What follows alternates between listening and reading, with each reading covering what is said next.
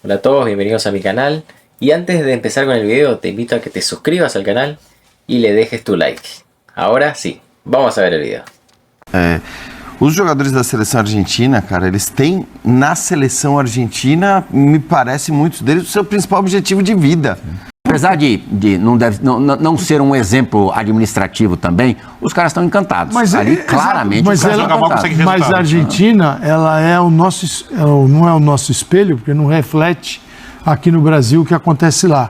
Mas existe uma segurança, uma confiança de um time que ganhou a Copa América, ganhou a Copa do Mundo e, independentemente do que acontece fora, este é o grupo. O jogador tem que estar muito mal, mas muito mal para não desempenhar quando eles se encontram na seleção argentina. Aliás, se ele estiver mal no clube, é na seleção argentina onde as coisas vão fluir. Eu acho que tem uma outra coisa, né, Calçade? E aí não, assim, os jogadores da seleção argentina, cara, eles têm na seleção argentina, me parece, muitos deles, o seu principal objetivo de vida.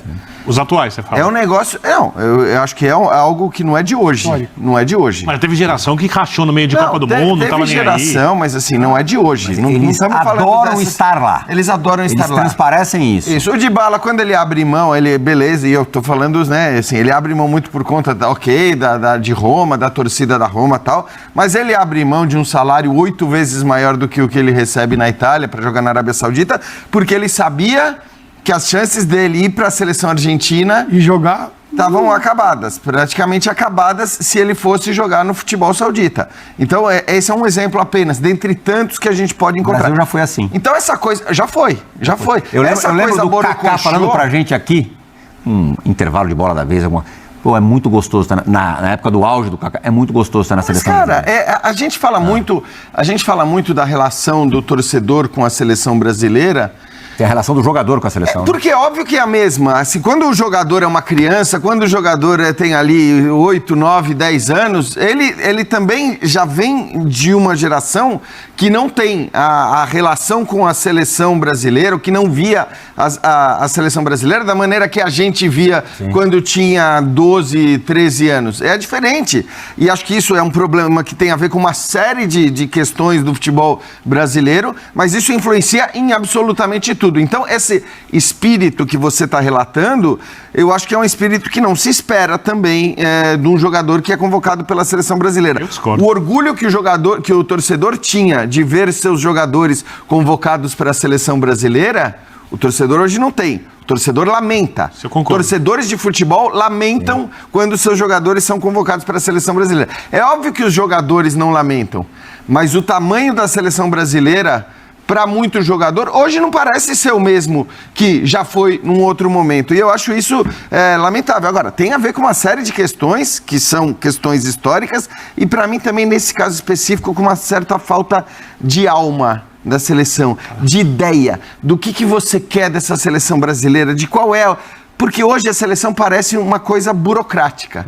Tem que existir... Os caras têm que ir lá, jogar uma eliminatória meramente burocrática, porque a gente não tem nem atenção de, nossa, tá jogando mal, hein? Vamos ficar fora da Copa do Mundo. O que poderia acontecer numa eliminatória europeia com qualquer grande seleção.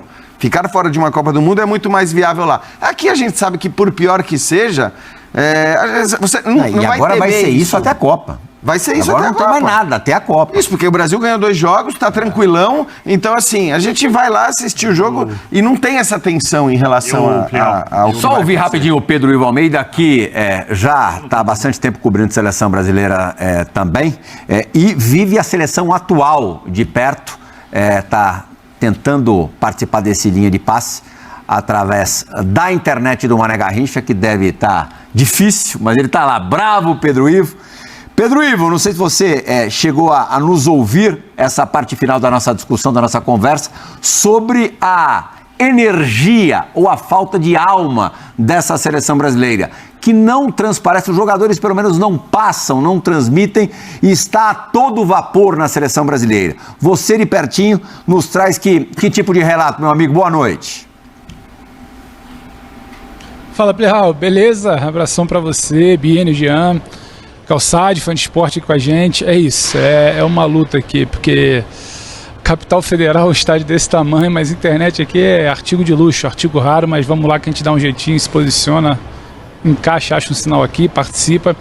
Eu acho que esse debate ele é interessante, ele vai muito além do jogo de hoje, né? Porque 4-0 você pode virar e falar que em novembro vai todo mundo chegar aqui feliz, porque a foto que fica, a imagem que fica é sempre do último jogo. Mas eu acho que tem uma situação também, o jogador sente o ambiente que ele pisa. O jogador sente onde ele está. O Danilo, numa entrevista recente, que é dos poucos talvez que tenha tamanho para falar sobre isso, porque não dá para achar que o Savinho vai falar isso, que o Igor Jesus chegando agora vai falar isso, que o Luiz Henrique, ainda que tenha feito gol no jogo contra o Chile, fez hoje, possa falar isso. O Danilo virou e falou, eu fui ao presidente e falei, isso prejudicou o nosso grupo. E o jogador se fala. Por que ele fala que isso prejudicou? O Tite avisou um ano antes que ia sair.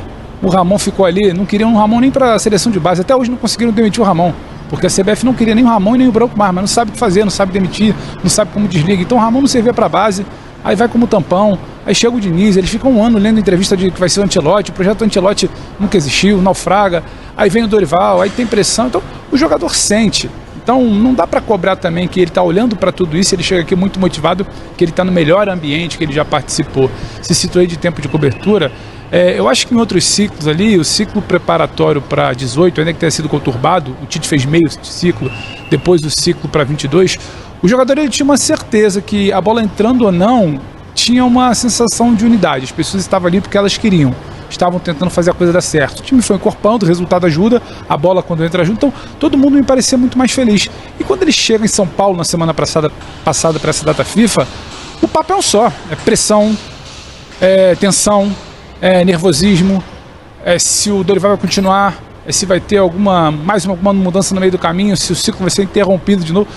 O jogador sente isso, ele entra cabisbaixo. O Rafinha, em papo com a gente essa semana, numa entrevista que ele deu pra gente, ele fala, o jogador se senta ali com medo de errar, com medo de falar alguma coisa, com medo de ser julgado. Então tem esse peso, tem esse medo, eu acho que contribui para essa tal falta de alma que o Jean citou. É algo subjetivo, mas você consegue, com a convivência, entender que já foi melhor e que ainda está longe do ideal.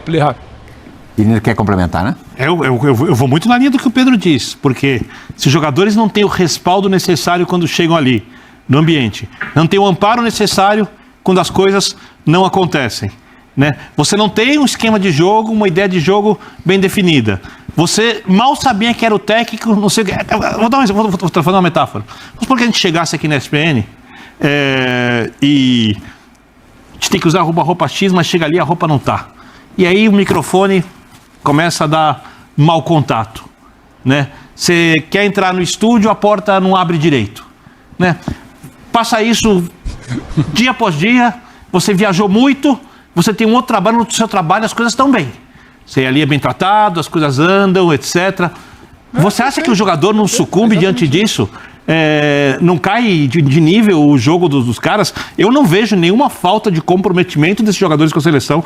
Eu até acho que já é muito generoso com a Argentina, porque essa é uma Argentina pós-Copa América, porque a Argentina anterior rachava, a Argentina anterior o Messi abandonava a seleção e pediam para voltar, metade do país criticava, aí ganhou a Copa América e o jogo virou.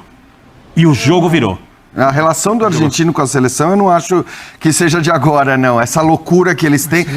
Pode pegar o Sorin, pega os caras que trabalharam com a gente. Eles são malucos pela seleção. Eu acho que está fazendo uma confusão. Não estou fazendo confusão nenhuma. Minha maneira de ver. Talvez não esteja entendendo. Não, eu estou entendendo. O argentino, ele é muito mais, principalmente esses jogadores, um torcedor de arquibancada do que o brasileiro.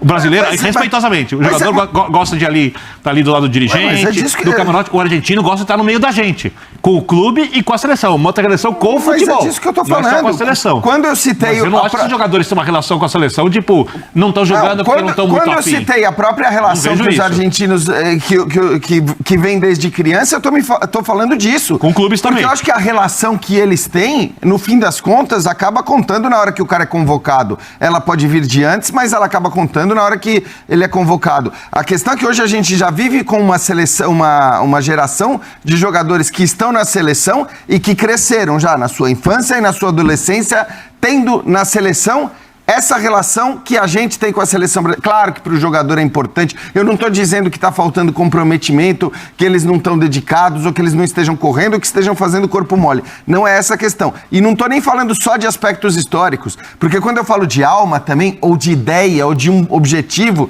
eu falei, e eu sei que a maioria era contra, mas eu era contra. Se era para contratar o Dorival Júnior para técnico da seleção, eu não teria demitido o Diniz. Por quê? porque acho que o Diniz, neste aspecto da coisa quase que lúdica que as pessoas esperam da seleção brasileira, de ter um objetivo, de ter uma ideia, de não ser algo meramente burocrático, isso não é uma crítica ao Dorival. O Dorival é um bom treinador do futebol brasileiro. Si te gustó el video, no te olvides de suscribirte al canal, dejarle tu like y dejar un comentario abajo. Bien, abrazo.